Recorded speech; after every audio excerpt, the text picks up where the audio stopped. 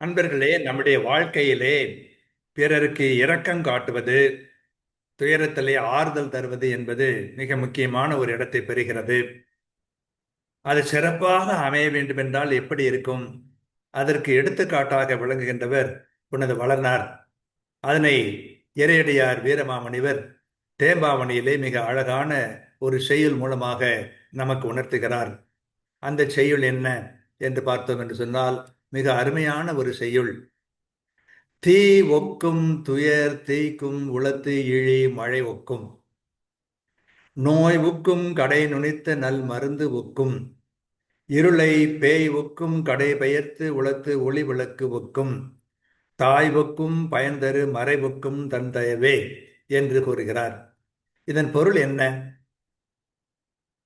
சூசை காட்டுகிற தயவு தீயை போன்ற துயரை எரிக்கின்ற உள்ளத்துக்கு மேலென்று பொழிந்த மலை போன்று குளிர்ச்சி தரும். நோய் அணுகை எடுத்து தகுந்த நல் மருந்து போன்று உதவும். பேய் அணுகை எடுத்து மன இருளை நீக்கி ஒளி விளக்கை ஒத்திருக்கும்.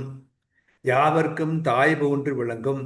மறுமை பயன் தரும் வேதம் போன்று உதவும் என்று கூறுகிறார். சுருக்கமாக சொல்வதென்றால், சூசை இரக்கம் காட்டுபவர்.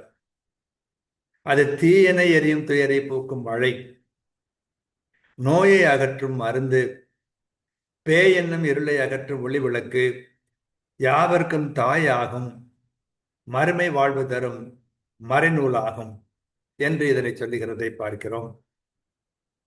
தீயொக்கும் துயர் தீ குளத்து இமிழ் மழை பொய்க்கும், நோயொக்கும் கடை நுனித்த நன் மருந்தொக்கும், இருளை பேயொக்கும் கடை பெயர்த்து உளத்தெளி விளக்கொக்கும், தாயொக்கும் பயன் தரும் மறையொக்கும் தலைவன் தயவே என்று கூறுகிறார். நாம் ஆறுதல் சொல்லுகிறோம் என்று சொன்னால், வெறுமனே அந்த நேரத்திற்கு புண்ணுக்கு பூசுவது போன்று இருக்கக்கூடாது. அது உண்மையிலேயே துயரை படைப்பதாக இருக்க வேண்டும். மனத்துயரை போக்க வேண்டும். குறைபாடுகளை நீக்க வேண்டும். தீய வழியிலே சென்றால் திருத்தி நல்வழி காட்ட வேண்டும். வானுலகை அடைவதற்கு வழிகாட்ட வேண்டும். அந்த மாதிரி நம்முடைய தயை, இரக்கம், ஆறுதல் சொல்வது அமைய வேண்டும் என்று மிக அருமையாக வீரமாமுனிவர் வளனார் மூலமாக நமக்கு உணர்த்துகிறார். இதை அறிந்து நாம் பின்பற்றுவோம். வெறுமனே அந்த நேரத்தில் சில சொற்களை சொல்லி ஆறுதல் சொல்லிவிட்டால் போதாது. நிலையான ஆறுதல் தருவதாக, நிலையான நலன் தருவதாக நாம் கூறுகிற ஆறுதல் இருக்க வேண்டும். நாம் துடைக்கிற துயர் அப்படி நிலையான வாழ்வு தருகிற ஒன்றாக இருக்க வேண்டும் என்பதை இந்த செயல் மூலமாக இறையடியார் வீரமாமுனிவர் நமக்கு உணர்த்துகிறார்.